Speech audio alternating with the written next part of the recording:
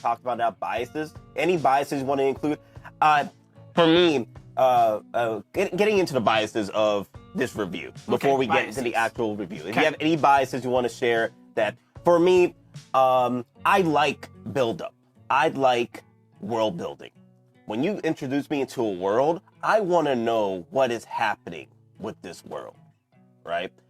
And with that being said, the fillers that people feel that season 3 had were not fillers to me, because most of the time they had something of value to introduce me to this world that we call post Return of the Jedi, which is not what right now it's like 7-8 years after the Return of the Jedi. Yeah.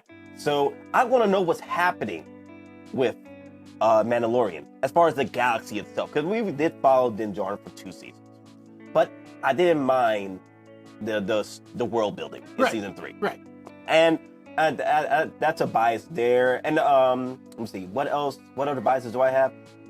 I guess that's pretty much it for my biases as far as like this show is concerned, because I do like build up. And remember, going forward as we be critical with the show, I do like build up, and I do like a conclusion that meets that build up. So that's you also are a big fan of world development.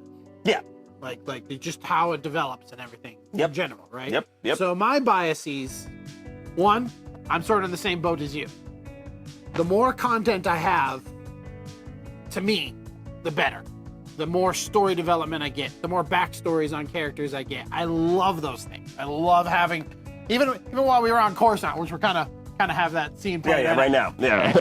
While we were on Coruscant, while it was a break from the original, the story that's focus is mostly on Din Djarin, right? All right, and Grogu, and especially in this season, Bo-Katan, right?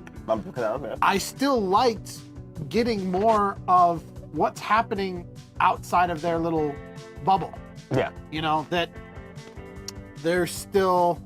This is a spoiler. Everybody knows the spoilers. Right? Yeah, I think we do a very good job not spoiling the show. Can we start adding spoilers now? Yeah, and I guess we're spoiling territory now. Okay. So, yeah. All right. So, when we see the spy.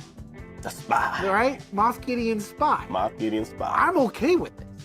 I'm okay with watching the Doctor go through what he went through. Right? I have a feeling it's not the end. All right? I don't think so. There's more to it. And it's because in cinema, and this is where some of my biases come from. I'm on filmmaking, right? Good cinema and good shows don't just show you content for no reason. They show you something because later it will be referenced. There is a purpose for it. One good example of this not being done well is episode 7. Where we get a view of Luke Skywalker's X-Wing under the water. You mean episode 8, Last Jedi? And then Luke just raises it up in episode 9 like it has no issue to fly off the planet. Oh, dear God.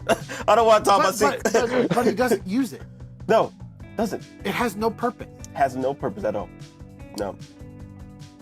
Well, then why would you ever show it if it had no purpose? Right?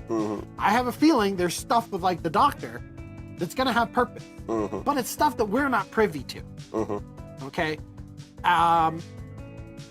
Favreau and Dave Filoni probably already have plans for where things are gonna go. Yeah, they already got the Mandalorian movie in talks, and season 4 is already getting written. It's already written. It's looking to get shot, and we got Ahsoka coming up. Right. But which is why, and anybody correct me if I'm wrong here. The rumors that went around where Favreau was upset with Kennedy. Yes. Because Kennedy brought Grogu back in. Yes. When he wasn't supposed to be in. It should have ended with Grogu not being there, right? Grogu was supposed to be with Luke, and that was the end of Grogu. Until whenever, right? But as soon as they changed it, then they have to change it, right? So there's this part, I guess the big bias that I'm kind of getting at here. My big bias. I come from the filmmaking world.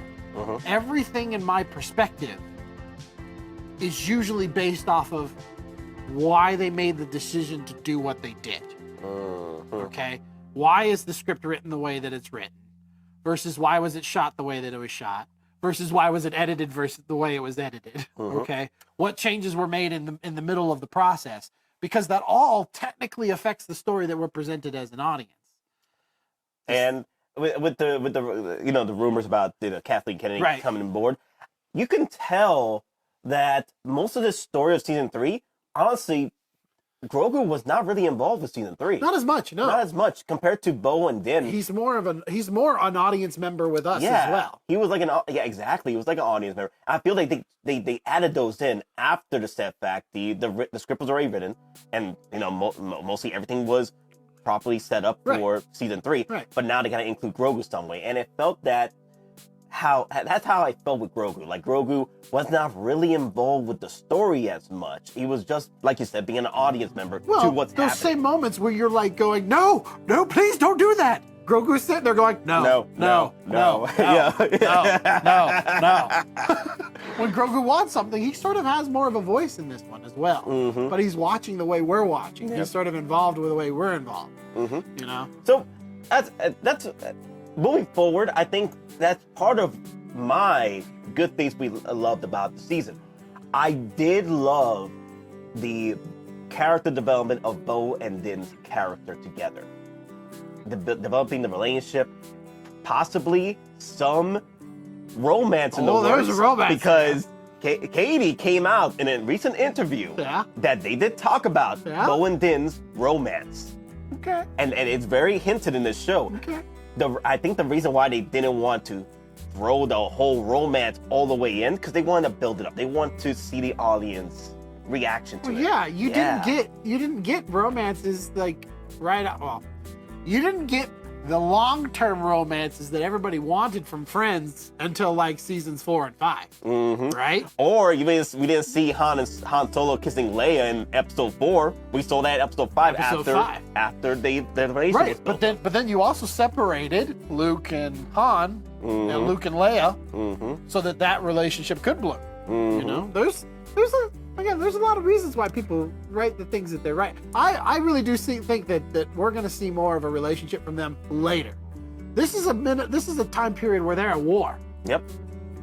You can, but in the heat of things, when you're in the middle of about to go fight somebody, you don't just stop usually and be like, by the way, my helmet likes your helmet.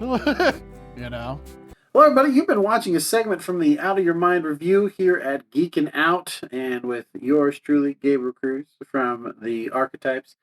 I just want to thank you all for tuning in, and if you'd like to see the full conversation, you could click one of the links that will be somewhere around me, or near me, or on top of my face, one of them, something. Just make sure you click either here or over here or wherever it is, and don't forget the like button and the comments and the subscribe things, all the annoying things that these YouTubers have to put out there, and then I guess I'm sort of forced to say. So I am blinking because I am fine. I am completely okay. Everything is good.